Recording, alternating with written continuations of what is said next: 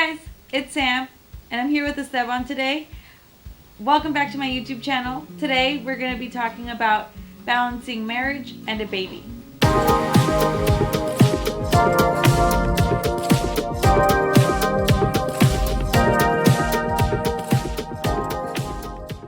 So to start off, we wanted to talk a little bit about how we have been balancing marriage and a baby so far, and then we're going to go into some questions to get a little bit more into detail. So just to give you a little bit of an overview, I think what we have been doing to balance our marriage and a baby it has to do with a few things. Number one is the support system that we get, or the support system that we have and the support we get from our support system around us. And then just the fact that we've done a lot of research and we kind of prepared ourselves a little bit for what we were gonna go through, so we weren't really hit with any curveballs. And if we went into it knowing what we were going to expect, we kind of were prepared for what was to come and how we were going to deal with it as partners, and to not let our marriage suffer because of becoming parents. Because I know that's something that tends to happen, is that sometimes people tend to lose themselves as a couple because they have just fallen into this parenting role and they fell really hard and they can't find that couple aspect in themselves anymore. What do you think? Yes. We're actually we're newlyweds technically. So like new parents and newlyweds. I don't know if that's a common experience or what. Like, we both decided at one point, like, I remember when she found out I was pregnant, we were super excited about it. It was fine. We were living together by then, but I kind of asked and said, hey, do we need to be married for anybody's sake? And both our parents were really, really cool about that, you know. Our parents are both our support system, and then we also have a brother who lives with us as well. And they're very, very, very supportive in every aspect. And you know, our relationship, we were fine with it. We're now do everything we want at your own pace, and I think that really helped. I think we just decided to get married as actually with COVID coming on. It was more like,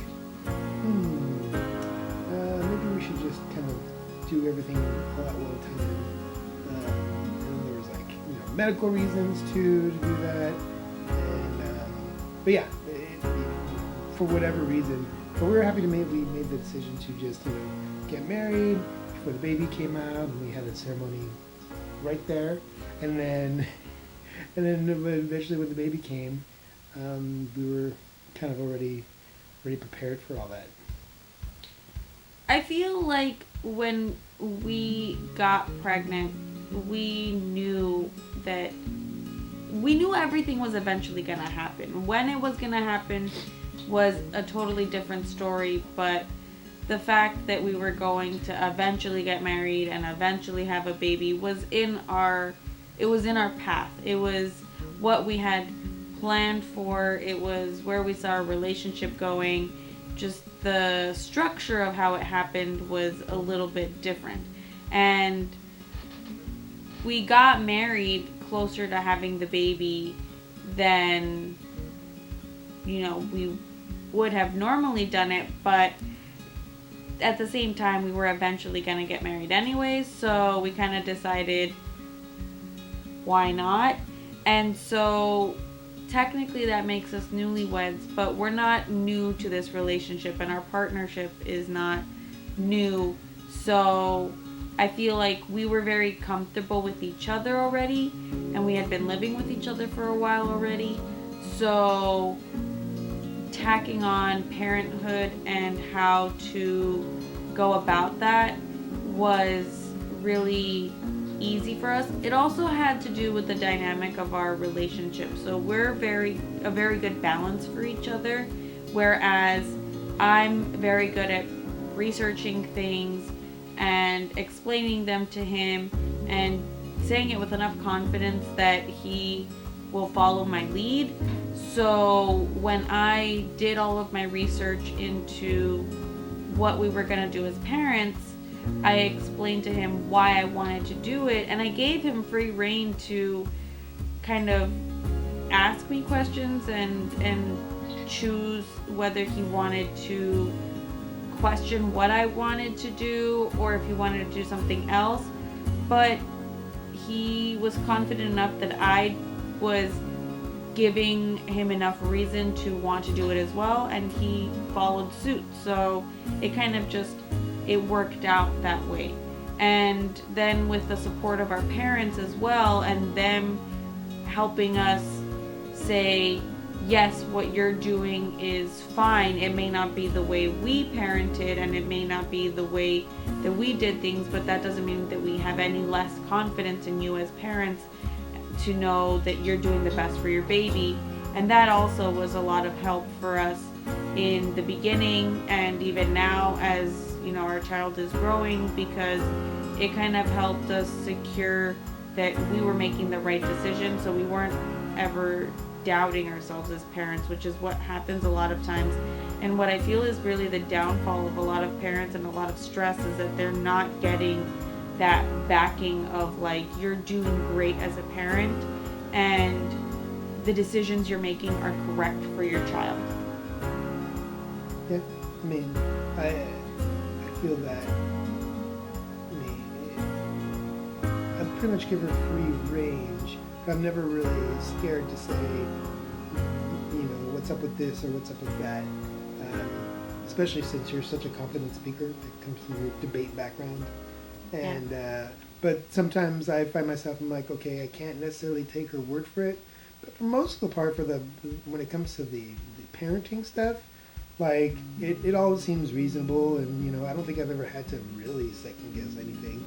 If anything I don't understand, I'm like, hey, what about this? What about that? Like, baby led weaning was like a little scary because I'm like, the baby's gonna choke, and then once you realize everything we need to look for, she kind of explained it. I'm like, oh, okay, and then it made more sense. It kind of freaked everybody out actually, but you know, once you kind of understand it and the whole process, then you just feel a little more confident, and then and you know, that's the whole thing, is feeling a little bit more confident.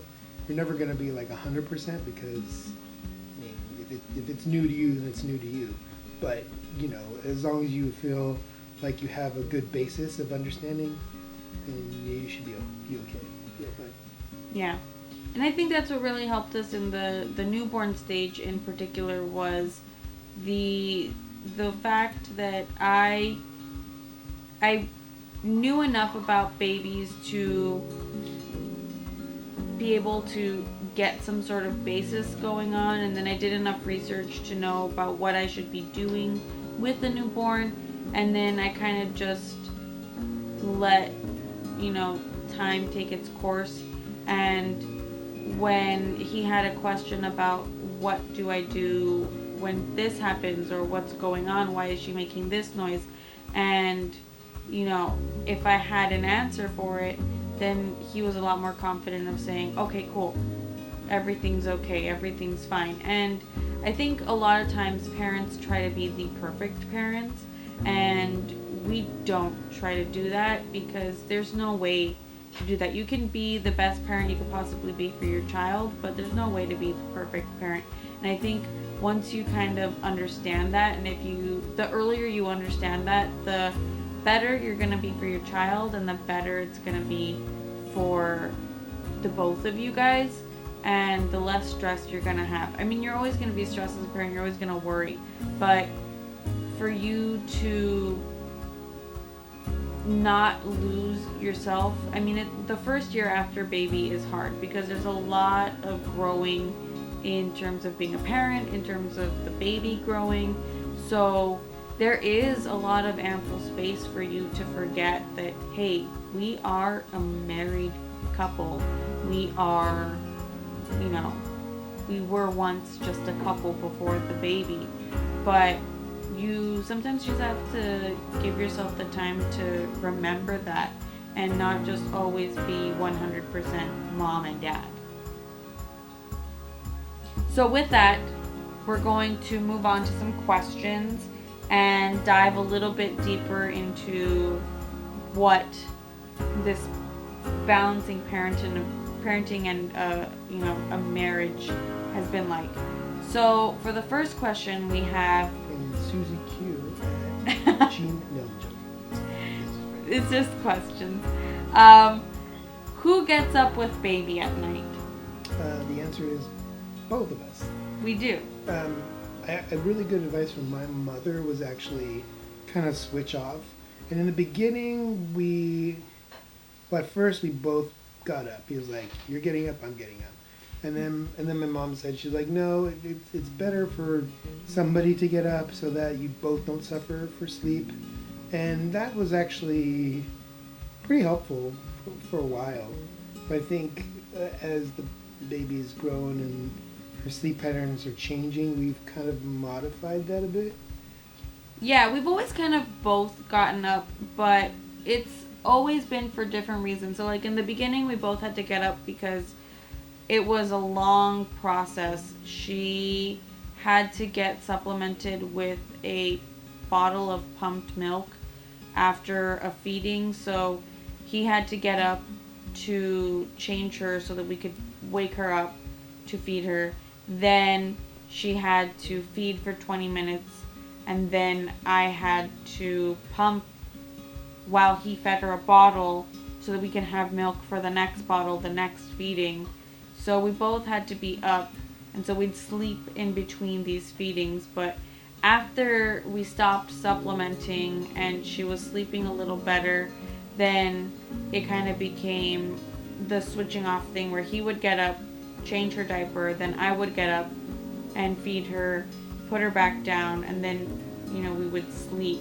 And then as her pattern got better, it just became me getting up and feeding her, and then sometimes I didn't even need to feed her, so he would just get up and rock her to sleep. Sometimes he just picks her up and brings her in bed with us, and we hug her until she goes back to sleep. It really depends on why she wakes up. So we both get up, but it's usually because he'll get up to try to soothe her, and then she doesn't really get soothed, or he'll change her diaper, and then I'll feed her and he'll sleep, and then once I'm done feeding her, I'll put her back in bed and then I'll go to sleep. So we kind of, tag team it, and we make sure that we're both getting enough sleep, and it's not just on one person, but we're also not. I mean, I'm always going to have to do the bulk of the work because I'm the one with the boobs, but, I do have to wake up earlier than she does. Yeah, so, I mean, we try to balance it as best as possible, but we do try to make it so that we both get enough sleep. Next question is, who's a better swaddler? Ooh, going back to the swaddling days. We have not swaddled her since she was 5 weeks old. So here's the thing with swaddling. By the way, I was looking at your phone and I thought it said snuggler, and I'm like, wow, depends. Swaddler. Okay, so at 5 weeks, Kat decided that she no longer wanted to be swaddled. So if it comes to blanket swaddling, then I did a tighter swaddle, but he's the one that swaddled her most when it came to blanket swaddling, because we only blanket swaddled her for the first 2 weeks, and that's when I was really heavy postpartum, so he was the one that was doing the bulk of the swaddling, although I did a tighter swaddle. After those 2 weeks, we switched over to the Velcro swaddles, and you don't really need to be proficient much in swaddling for that because it's a Velcro swaddle. And then at 5 weeks, we switched her from the Velcro swaddles to the zipper swaddles because she didn't like her arms being constrained anymore. And then at 3 months, we put her in the nested bean sleep sack. So she transitioned from the swaddle to the sleep sack. So, I mean, I guess the answer is me. Yeah. But you did the bulk of the swaddling, though. Yeah. I mean, yeah, in the beginning, her swaddles were like tight. I was like, it's like triage, tourniquet status. Gotta make sure those arms don't come out, man. Okay. Ooh, this is a good one. Who has cleaned up the worst poops? I'm gonna say me, but I really think we both had it bad at one point. I'm gonna say you because you get more of the poopy diapers. Yeah, I guess. And I'm also gonna say you because you're the only one that's got poop shot out of it. Poop shot at it. Yeah, do you remember that one time you tried cleaning her and she pooped and it shot at the bassinet? When she was really, really little, and this is why you always wait now for her to finish. That's right. Yeah, but it wasn't like projectile or anything. No, it was a newborn poop, and she just hadn't finished, and he pulled down her diaper right at the perfect time. Yeah. So I guess me, but I feel like you've had big ones too. But maybe I just get them more often. You know what? I've had some blowouts. Have you had blowouts where it's like all the way up her back and like in her hair? In her hair? No, not in her hair. Well, it got in her hair because I pulled up the onesie and I didn't realize that it had gone. Well, yeah, but I didn't realize that the poop had gone. That it was a blowout and that the poop had gone all the way up. So when I pulled her onesie off, I ended up having to give her a bath. Yeah. No, I'm pretty good about keeping it all in, unless it comes up the sides. Whatever. Who gives baby a bath? We both do. We do. Family bath time. Bath time is a part of our bedtime routine. We are not fans of sleep training or any sort of thing like that, but Kat decided herself that she was going to go to sleep at 8:30 every day, and so just because that's her personal routine, we've decided that, you know, at 8 o'clock we're going to give her a bath, so that way at 8:30 she can sleep and eat and go to sleep. So we do family bath time, and Daddy washes her hair and I will wash her body, and then she gets a little bit of playtime while we sing some songs, and then she goes to bed. Sometimes we'll give her baths individually if like one of us isn't here or one of us is busy, or rarely we'll shower with her if like we're in a rush and she needs to get clean, but we bathe her together. Yeah, family bath time. Mm-hmm. Who and how does baby get fed? Okay, yes. So Kat is exclusively breastfed, but at this point she is 7 months old, and she also does eat solids. So we do baby-led weaning, so she feeds herself. So the way that we Feeds herself. So the way we do feedings is nursings are the same. We have not dropped any nursings. And then we do breakfast, lunch, and dinner with her. And we will prepare a meal and give her food along with us. So I will breastfeed her. He does give her bottles. I pump and give milk and save milk for her to have bottles once in a while. So he will give her a bottle every once in a while, and that way I can make dinner or work or whatever. And then she feeds herself for the most part while we're eating. I've even gotten into the habit of, like, when I feed her with a bottle, I'll actually just present it to her and then so she can be like, okay, yeah, I want that. Let's get some of that. Yeah, she started to feed herself her own bottles when we give her bottles too, so she's becoming very independent. So the she feeds herself still stands. How do you manage work and a baby? Oh, well, we're kind of very, very fortunate. So we have work schedules. You have a regular 9 to 5-ish job. 9 to 5, Monday through Friday. But you also get to work from home. Sometimes, most times. I work Wednesday through Monday. You work Thursday through Monday. Yeah, I work Thursday through Monday.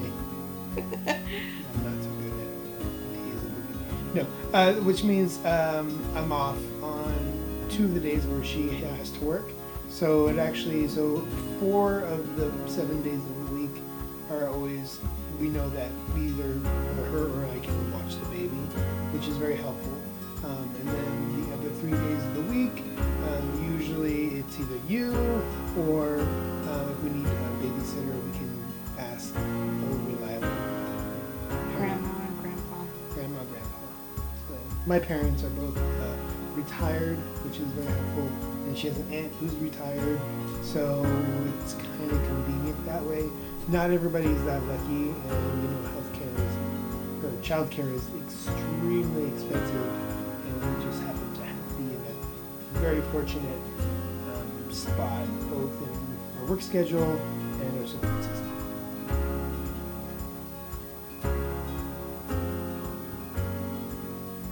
How do you have alone time together?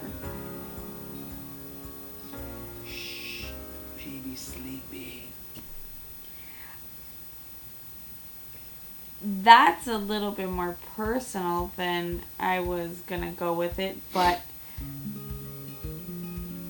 we do get some alone time after Kat goes to sleep because she tends to go to sleep pretty early. So unless we have like heavy deep clean the house things to do, we can typically sit down and, watch some TV together and just get some like mom and dad away from the kid time. And I don't want to be a bad parent and say that we need time away from our kid, but like everybody needs a breather once in a while and to just like sit and relax and watch TV slumped on the couch without having to worry about the baby every 2 seconds because she's asleep already. I go to work. That's my alone time for the baby. That doesn't count. What is your favorite part of being a parent? The baby?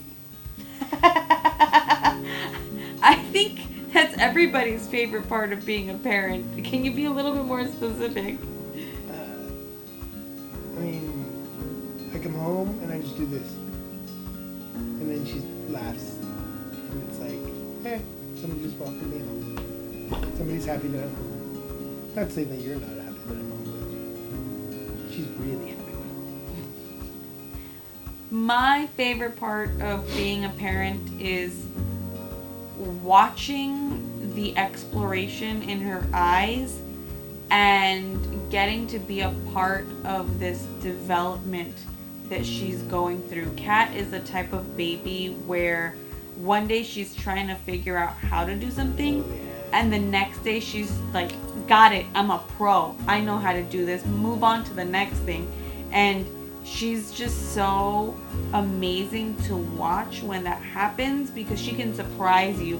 One day she was not about the rolling. She was like, I'm halfway there, I'm getting frustrated, I'm tired of this. And the next day she was like, rolling back and forth, I don't know how to stop this. I feel like when you're doing tummy time and all that stuff, that process felt like it took forever.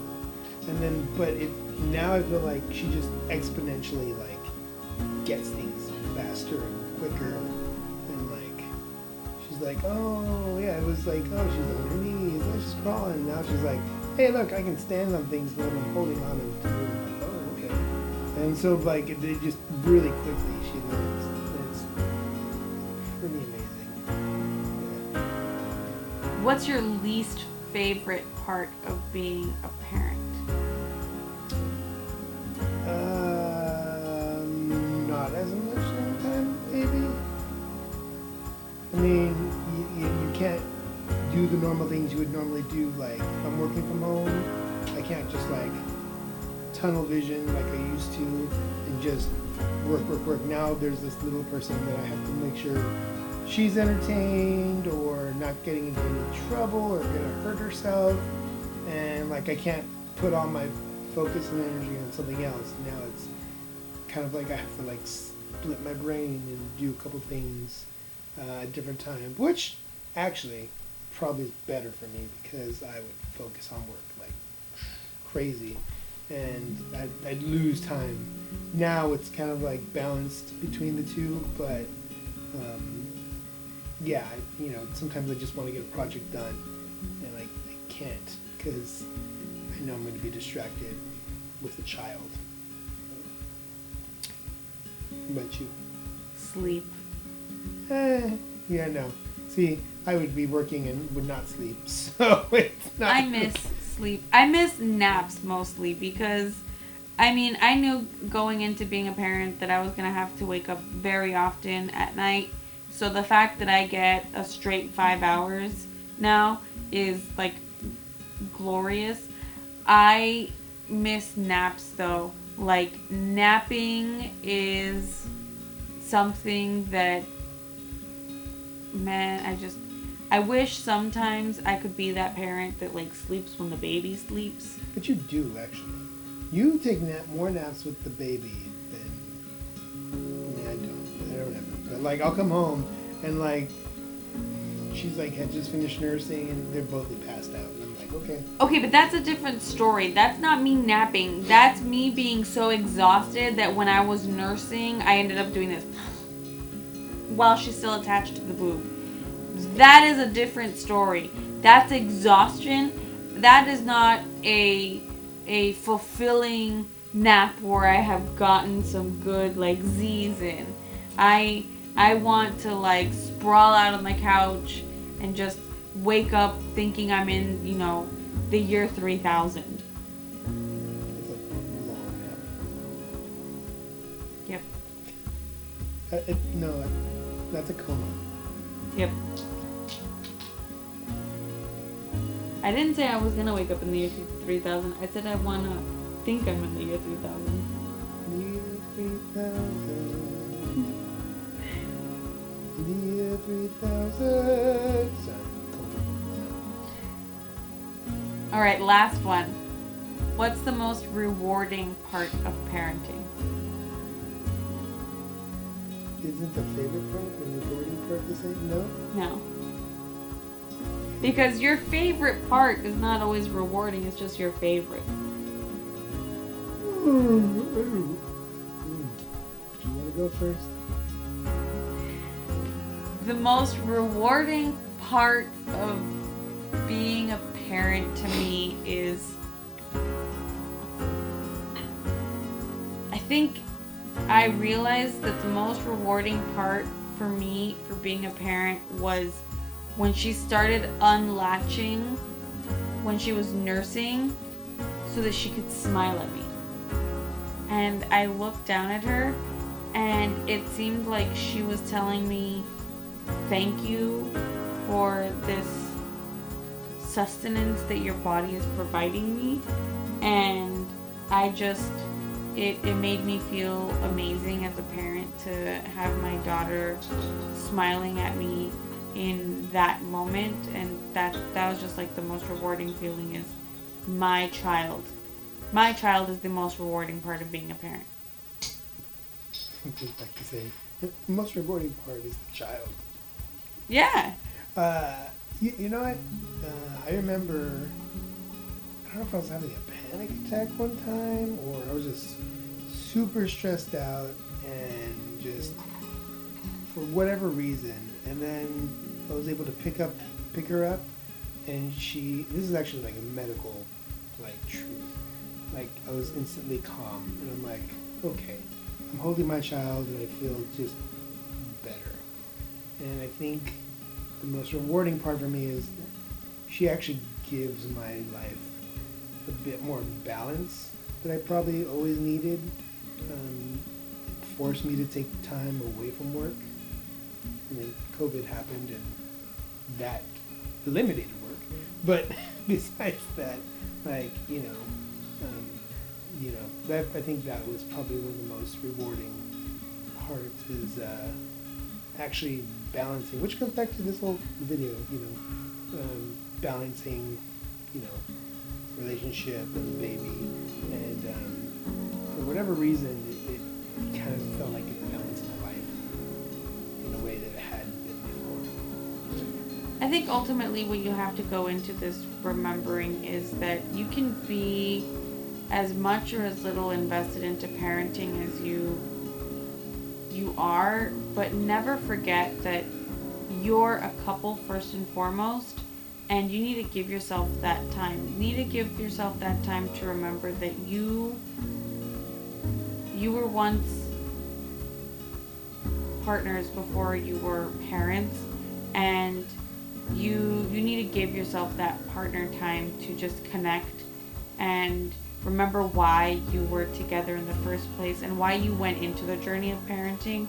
Because if you don't remember the journey that got you there, then the rest of the way is just gonna be lost. And you need to keep reminding yourself of those little things, because I feel like if you don't, then that's when you kind of don't have that good essence of like being a married couple and being mom and dad.